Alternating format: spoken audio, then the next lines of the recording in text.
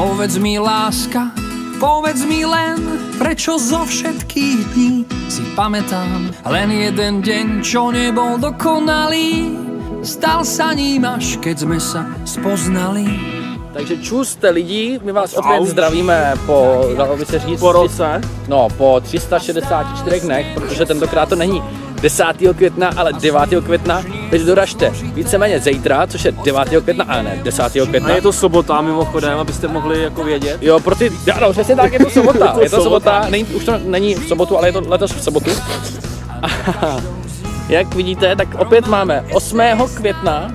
Kvete to všude, skoro. Je jaro, takže na každého leze květ. Květový jaro. Jasně, že jo.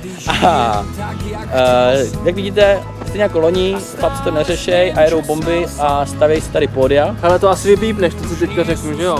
No to nevím, asi, no můžeme to zkusit. Tak prostě mají to v píči, no. Mají to v píči a to musím dvakrát No a co, budeš mít dvakrát píči?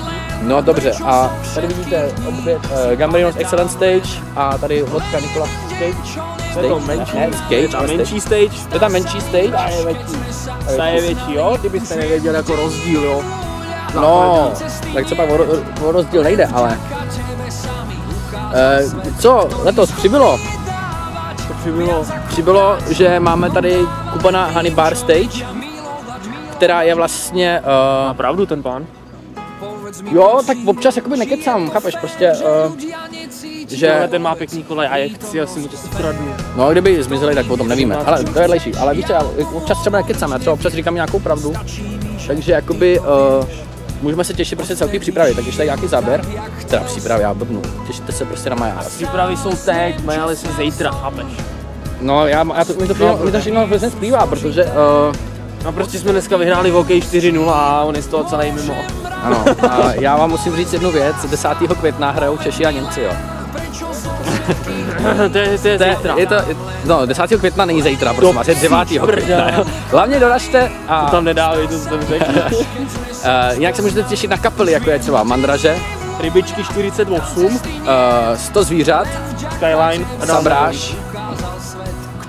No tak třeba ještě vůbec nevíš, že vystupuje vypsaná fixa. Tak ať si vole koupej normální fixu a ne vypsanou fixu. Bohužel je vypsaná a to už prostě tak je a chodí.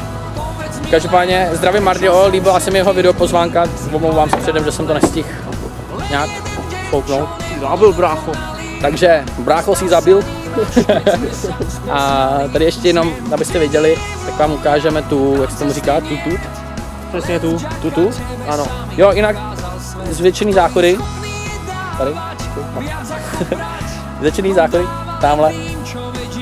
A těšíme se na vás. Mějte se, čau. Čau, čau.